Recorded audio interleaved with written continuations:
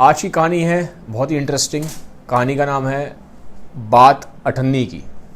ये कहानी लिखी है श्री सुदर्शन जी ने। अब ये कहानी है क्या? इस कहानी में एक इंजीनियर है, इनका नाम है बाबू जगत सिंह। अब उनका एक नौकर होता है जिसका नाम है रसीला। तो इसी के राउंड ये पूरी कहानी है। अब होता क्या है, जो नौकर होता है रसीला, वो कई बार बोलता है बाबू जगत सिंह को, जो इंजीनियर है जिनके यहाँ पे वो काम करता है। तो रसीला बोलता है जगत सिंह को कि मैं इतने सालों से आपके यहाँ काम कर रहा हूँ, थोड़ी सी मेरी तनख्वाह बढ़ा दो। तो 10 रुपये देते थे महीने के, जो कि बहुत ही कम होते हैं। 10 रुपये महीने कुछ नहीं होते। और वो तो इंजीनियर थे, बाबू जगत सिंह इंजीनियर थे, लेकिन फिर भी अपने नौकर को 10 रुपये देते थे महीने के। तो कई बार बोला नौकर ने, मैं इतने सालों से आपके यहाँ काम कर रहा हूँ, आप प्लीज़, मेरे बीवी बच्चे हैं मेरे भी, तो मेरा थोड़ी सी सैलरी बढ़ा दो। पर बाबू जगत सिंह कहते हैं मैं सैलरी नहीं बढ़ाऊंगा, तुझे कहीं और काम ढूंढना है, तू कहीं और जाके काम ढूंढ ले। अब रसीला को लगता है कि मैं कहीं और काम ढूंढूंगा तो मुझे 2-3 रुपये एक्स्ट्रा मिल जाएंगे, शायद 10 की जगह 15 मिल जाए, 20 रुपये भी मिल जाए महीने के, लेकिन मुझे उतनी इज्जत नहीं मिलेगी। वो अपने आप को ना थोड़ा सा ये फील करता है कि मैं बाबू जगत सिंह के यहाँ पे मेरे को इज्जत ज़्यादा मिल रही है, मुझे प्यार मिल रहा है, इस तरह की बातें कह के वो अपने आप को सेटिस्फाई कर लेता है और कहीं और जाता नहीं है। तो अब कहानी ऐसे आगे बढ़ती है। बाबू जगत सिंह उसके काम से खुश थे, क्योंकि जो रसीला है बड़ा ईमानदार है, बहुत मेहनती है और बहुत अच्छे से काम करता है, तो बहुत ही अच्छा नौकर है। तो अगर हम काम की बात करें तो बाबू जगत सिंह उसके काम से बिल्कुल सेटिस्फाइड है और खुश हैं। अब कहानी में टर्न आता है, जो रसीला होता है ना, उसके बच्चे बीमार हो जाते हैं, काफ़ी बीमार हो जाते हैं। उसको पैसा चाहिए होता है ठीक कराने के लिए अपने बच्चों को, ठीक है, मतलब पैसा चाहिए इलाज करवाने के लिए बच्चों का। तो रसीला बोलता है बाबू जगत सिंह से, अपने मालिक से बोलता है कि साहब मुझे कुछ आप पैसे दे दीजिए, मुझे अपने बच्चों का इलाज कराना है। 5 रुपये मांगता है, ठीक है। बाबू जगत सिंह मना कर देते हैं, मैं पैसे नहीं दूंगा, तुझे जो करना है तू कर ले, पैसे नहीं दूंगा, मैं 1 रुपये नहीं दूंगा। जबकि बहुत एक जेन्युइन बात पे पैसे मांग रहा था वो, ऐसा नहीं कि उड़ाने के लिए पैसे मांग रहा था या फिजूल खर्ची के लिए पैसे मांग रहा था। वो कहता है मेरे बच्चे बीमार हैं, आप मुझे कुछ पैसे दे दीजिए, मैं बच्चों का इलाज हो जाएगा तो पैसे वापस कर दूंगा आपको, ठीक हो जाएंगे तो पैसे लौटा दूंगा। लेकिन बाबू जगत सिंह कहते हैं मैं पैसे नहीं दूंगा, साफ साफ मुंह पे अड़ जाते हैं, ठीक है। तो हमें ये भी मालूम पड़ रहा है कि बड़े ही जो बाबू जगत सिंह है गुस्से वाले हैं और बड़े ही अजीब टाइप के हैं, ठीक है, थोड़े सेल्फिश हैं, हेल्प नहीं करते उसकी, रसीला की। अब रसीला बड़ा दुखी मुखी सा होता है। तो अब क्या होता है, पड़ोस में एक नौकर होता है जिसका नाम था रमज़ान। तो रमज़ान को जाके अपनी सारी आपाबीती सुनाता है रसीला, ऐसे ऐसे कहता है कि मेरे बच्चे बीमार हैं और मेरे जो मालिक साहब हैं बाबू जगत सिंह मुझे पैसा नहीं दे रहे। और रमज़ान उसका काफ़ी अच्छा दोस्त होता है, तो देखता है कि रसीला परेशान है, रो रहा है, दुखी है, तो वो अपने पास से 5 रुपये दे देता है। जबकि खुद भी गरीब था वो, भैया वो भी तो चौकीदारी था, लेकिन फिर भी कहता है, दिल बड़ा होता है, दिल बड़ा होना चाहिए, तो दिल बड़ा होता है, 5 रुपये दे देता है कि चलो ठीक है आप 5 रुपये रखो रसीला जी, दुखी मत हो, अपने बच्चों का इलाज कराओ। रसीला खुश होता है, अपने घर में पैसे भेजता है, बच्चे ठीक हो जाते हैं उसके। अब होता क्या है, 5 रुपये उधार लिए थे रसीला ने, और रसीला बड़ा ईमानदार आदमी है, वापस करता है रमज़ान को 4.5 रुपये। अठन्नी रह जाती है, अठन्नी रह जाती है। तो अठन्नी सिर्फ, अब देखो अठन्नी कितनी छोटी चीज़ है, अठन्नी रह जाती है, हम लोग तो काउंट ही नहीं करते अठन्नी वठन्नी को, ठीक है। लेकिन अब ये जो पूरी कहानी अठन्नी के राउंड ही घूमेगी, तो इसीलिए इस कहानी का नाम है बात अठन्नी की। तो अठन्नी दे नहीं पाता रमज़ान को वापस, तो उससे आंखें नहीं मिलाता, शर्म आती है, क्योंकि उधार लिया होता है ना। आप भी अगर किसी से उधार लो और आप उसको उधार ना दो वापस, तो आपको शर्म आएगी आंखें मिलाने में। तो आंखें मिला नहीं पाता, बड़ी शर्म आती है, रमज़ान के सामने नहीं आता, पड़ता नहीं है, अठन्नी रह जाती है। 4.5 रुपये लौटा दिए, अठन्नी रह गई। अब क्या होता है, एक दिन जो बाबू जगत सिंह है वो बोलते हैं रसीला को जाके मिठाई लेके आ, और 5 रुपये दे देते हैं। और रसीला क्या करता है, मिठाई लाता है 4.5 रुपये की, 4.5 रुपये की मिठाई ले आता है, और अठन्नी उसमें से क्या करता है, बचा लेता है, और वो अठन्नी वो रमज़ान को दे देता है, अपना जो पूरा उधार था वो पूरा कर देता है।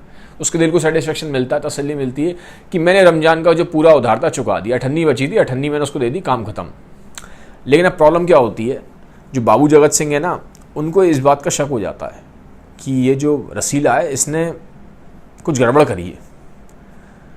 और बाद में इन्हें मालूम भी पड़ जाता है कि ये रसीला ने अठन्नी जो है हेरा फेरी कर दी और रमजान को दे दिए।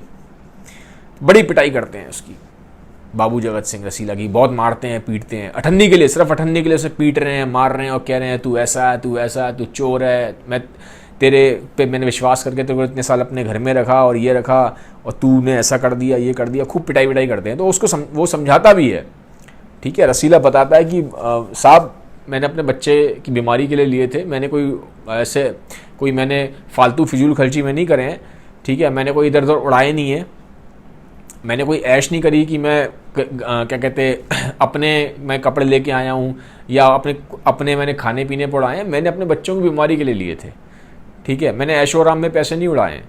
तो आप मेरी बात तो समझो। बट वो समझते नहीं है, वो मारते हैं, तूने अठन्नी चुरा ली, तू चोर है, तू ये है, पिटाई कर देते हैं। उसकी बहुत मार पड़ती है उसमें, सिर्फ अठन्नी के लिए मार पड़ गई इतनी ज़्यादा रसीला में। अब बात यहाँ ख़त्म नहीं होती, बात यहाँ ख़त्म हो जाती तो फिर भी समझ में आती है, लेकिन बात यहाँ ख़त्म नहीं होती। अब बात कैसे ख़त्म नहीं होती, जो बाबू जगत सिंह है पुलिस को इन्फॉर्म कर देते हैं इसने चोरी करी है अठन्नी की मेरे घर में। पुलिस आती है, पुलिस भी ले जाती है, ठीक है। पुलिस जाके जेल में बंद कर देती है। वहाँ भी मारा पीटी होती है इसके साथ काफ़ी।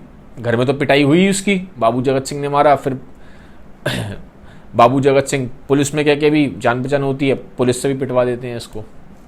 तो रसीला बेचारा पिटता ही रहता है, घर में पिटा, फिर वहाँ थाने में पिटा।